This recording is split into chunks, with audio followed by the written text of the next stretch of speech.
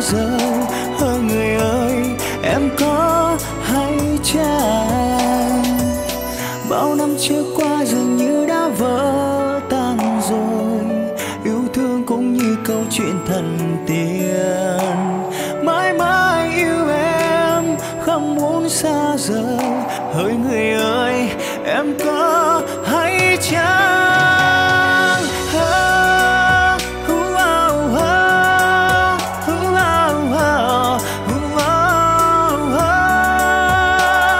mãi mãi yêu em không muốn xa rời.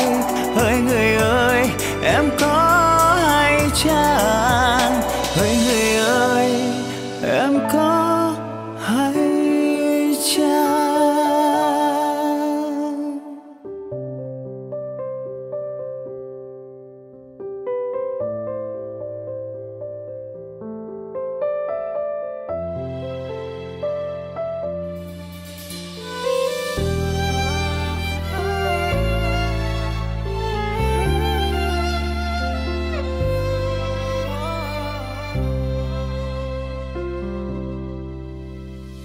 Anh đã chót yêu em mất rồi, từng giây phút lần đầu gặp em. Ánh mắt dịu hiền, nụ cười ngây thơ, làm cho tim anh xuyên sâu. Và em từ đâu đến nơi đây, khiến cho con tim anh bỗng nhiên ngây dại. Vẫn nhớ về em, vẫn nghĩ về em, chẳng thể nào quên bóng hình em. Hãy cho anh được bên em, được yêu em, và cầm tay đi hết quãng đường dài.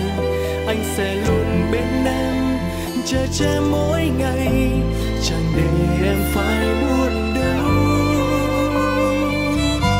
Hãy cho anh được quan tâm, được yêu thương, và sẽ mãi luôn bên em. Hứa yêu em trọn đời, sẽ không cách rời, để nụ cười luôn trên bờ môi của em.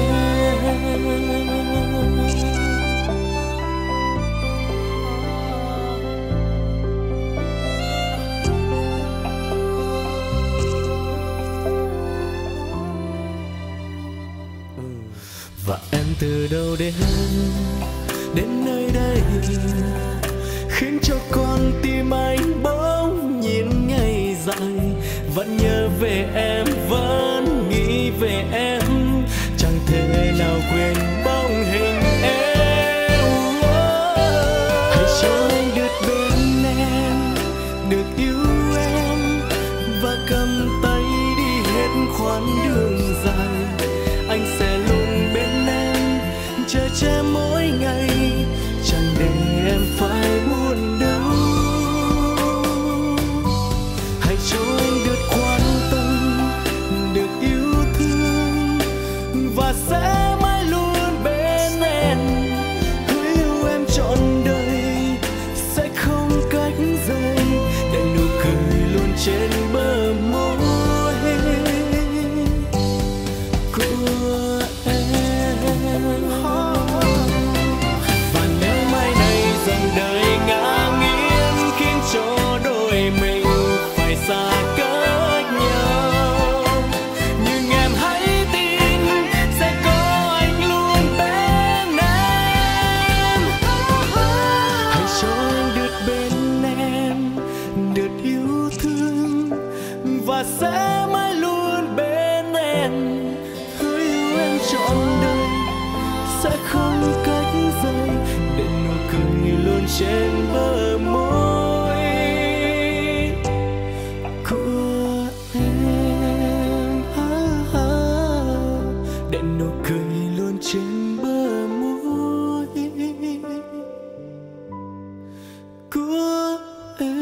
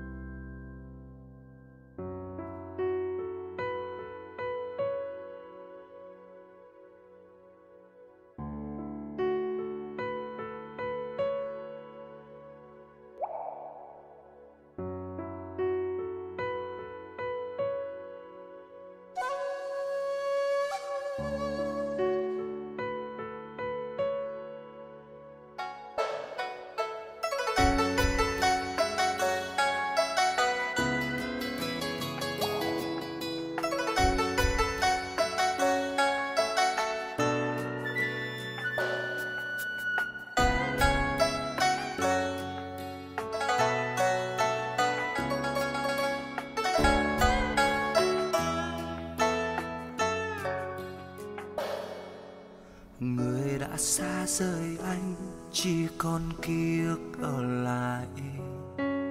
Bởi vì ai mà đôi ta phải lìa xa.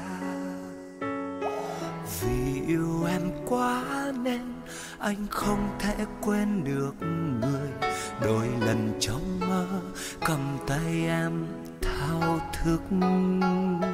Muốn nói rằng anh yêu em trong giấc mơ hoang đường, muốn nói rằng anh yêu em không dối lòng. Rồi cơn gió khẽ qua ô cửa làm anh tỉnh giấc. Giật mình anh biết mình đang chiêm bao, thì ra anh đang nằm mơ đây thôi. Thật ra em đã đi xa mất rồi.